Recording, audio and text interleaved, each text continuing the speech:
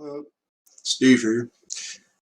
Since I didn't get since I wasn't at the last class, I thought I would try recording it on here and see how that goes. In Acts 17:10 through 11 says, "The brethren immediately sent away Paul and Silas by night to Berea, who, coming there, went into the synagogue of the Jews. These were more noble than those in Thessalonica, in that they received the word with all readiness of mind, and searched the scriptures daily whether those things were so."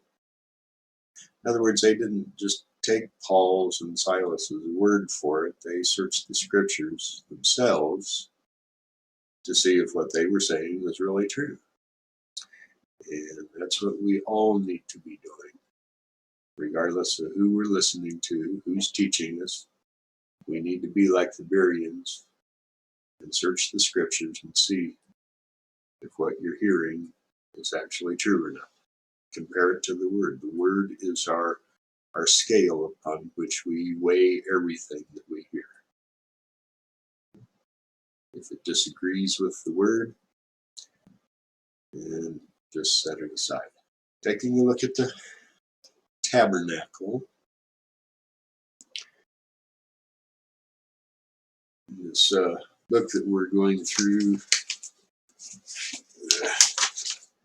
Tabernacle in the Wilderness, Jewel Laney. This is a pretty comprehensive and in-depth book, and there is no way that we could get through everything that's in this book in this class. We only have eight classes left, 8 hours in which to cover what we're going to talk about. So I'm just briefly covering some of the details. I highly recommend that you look through this book yourself, study it, hang on to it, use it as a reference for future classes, future sermons, or whatever. So anyway, last time we talked about taking a journey through the tabernacle, and we were standing on the outside of the tabernacle in the midst of a hot and burning desert with no shade and no water, and we could see the tabernacle in the distance, and it possessed the hope of shade and rest and water to drink and all that. It was a picture of hope. As we stand on a hill overlooking the tabernacle, we see a tent that's made of goat hair, surrounded by a white wall of curtains. And you would see a gate in the wall, made basically the same as a Navajo rug is made. It's weaved with blue and white and red and purple. Goat's hair, I believe it was. Here's a picture of it. Just inside the gate is an altar made of bronze, and between that and the tent is a bronze bowl filled with water. Here's a picture of the tabernacle. This is how it would appear if you were looking at it from that side. Outside of the wall, which you can't see in this picture, are slaughtering tables where the lambs are slain and divided and their blood caught in the basins. I have a reason for bringing that up. We'll get to that in a minute. Surrounding the tabernacle is the camp of the Levites, and beyond that, to the north, east, south, and west, are the tents of roughly 2 million people. But the camps are arranged so that no camp is to the northeast or southeast or northwest or southwest. We are provided with the number of households in each camp. You can read about that in Numbers chapter 2. And the whole encampment, viewed from a distance, is in the form of a cross. These numbers do not include women, children, or old men, only the men that were of age to go to war. Basically. On the north side was 157,600. On the east side was 186,400. South side was 151,400. On the west side was 79,500. If you were to view that from an airplane or whatever, or a hillside, the whole encampment would be in the form of a cross. And the four standards or flags, there was each camp on the north, south, east, and west had a flag, a standard by it. And the one on the east side was of the lion. There was a picture of the lion on the flag. And there was a picture of an eagle, and a picture of a man, the man's head, and a picture of an ox. Those were the four standards that the four camps camped by. And those four pictures on the flags correspond to the four colors that are found in the gate of the courtyard, the door of the tabernacle, the veil of the Holy of Holies, and the clothing of the high priest. Those four colors, of course, are the red, blue, and white, and purple. And these pictures correspond to those colors. How does that work? Well, lion is the king of the jungle. It represents the king. And purple is the royal color of the king. The eagle is a heavenly creature, flies around in the sky, and so his color is blue. The man is, face of the man, color that corresponds to that would be the white. And the ox, which is a creature of sacrifice, burden, would correspond to red. These four creatures, the lion, eagle, man, and ox, also correspond to the four-headed creatures under God's throne seen in the vision of Ezekiel 10:14. You can read about that there. Those four creatures appear there. And the four living creatures that worship before the throne in Revelation 4:7. And the four Gospels, Matthew, Mark, Luke, and John. And the reason the four creatures correspond to the four Gospels is that the book of Matthew presents Christ as the King of the universe, and John presents him as the Son of God, eagle, the Son of God came down from heaven. Luke represents him as the Son of Man, and Mark represents him as the sacrifice.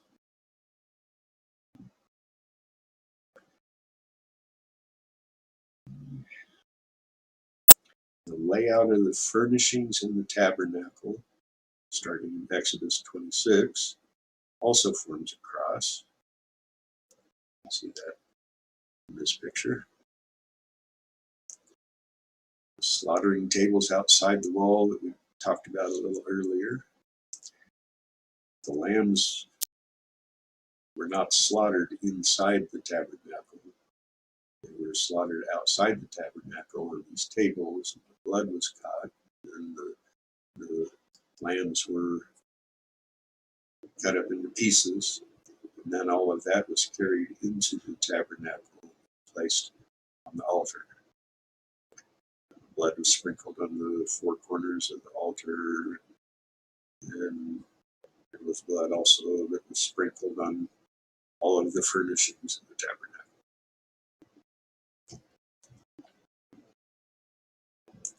And when somebody would bring a lamb to be slaughtered, the priest would take the lamb and tie its legs and lay it on the table, and then the owner, the person making the sacrifice, would lay his hands on the head of the lamb and confess his sins. Then they would sacrifice the lamb, and the blood represented the death that was made in place of man when making the sacrifice. That blood was put on the corners of the altar and poured out there. That blood represented that representative death. Christ also was placed on the cross outside the temple up on the hillside.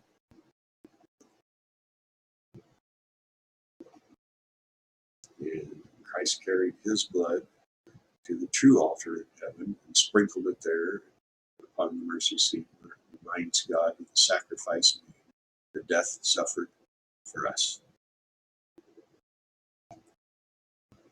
It reminds God that there's already been a death paid for our sin. It's the lamb instead of you, in place of you. Another picture of this is the sacrifice of Isaac, found in Genesis 22. Isaac bore the wood of his sacrifice, of the fire of his sacrifice up the hill. That, by the way, was the same hill that Christ bore his cross up. They both carried the wood of their own sacrifice. And Isaac was laid upon the altar, and Abraham was all set to take his life. But then the angel told him to stop and showed him a ram that was caught in the thicket by its horns. That lamb took the place of Isaac on that sacrifice. That is a picture of Christ taking our place in the sacrifice. Christ paid the death so that we don't have to. Just as the lamb paid the price, paid the death so that Isaac didn't have to.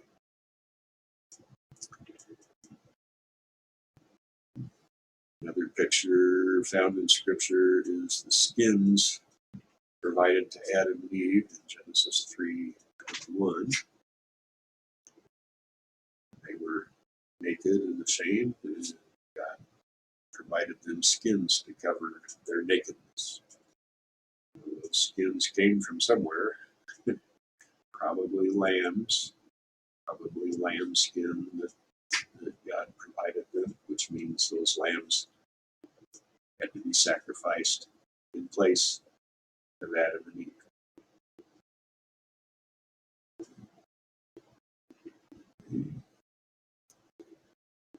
Then we have the picture of the Passover lamb, Feast of Passover in Exodus 12 and Exodus 34:25, Leviticus 23:5. And the Passover in Egypt, that was the last plague that God poured out upon Egypt in order to free the children of Israel. And in that sacrifice, they had to take a lamb of the first year without spot or blemish. They had to watch it for 4 days to make sure that it was a good lamb for sacrifice. And then they sacrificed it, and they took the blood and sprinkled it on the doorpost of their homes. And then that evening, they ate the entire lamb. And when the death angel came, because there was a curse of death upon the whole land of Egypt. Every household was going to suffer in death that night, both Egyptian and Israeli, Jewish. And those who trusted what Moses had told them about sacrificing a lamb and putting the blood on the doorpost, when the death angel came, you would see the blood on the doorpost and know that a death had already occurred in that house. And so he passed over it. And when he came to an Egyptian house that had no blood, then he would go in and take the firstborn from that house. And so the blood of that lamb protected them, set them free from the curse of death that the land of Egypt was about to suffer. And that is a picture exactly of what Christ does for us. We are all under the curse of death, for all have sinned, fallen short of the glory of God, every single one of us. There is none holy, not a single one. But those who put their trust in the blood of the Lamb, in the death that that Lamb suffered in our place, we are set free from the curse of death. We will not die. Our bodies will die, but we will not die. We will not suffer separation from our life source.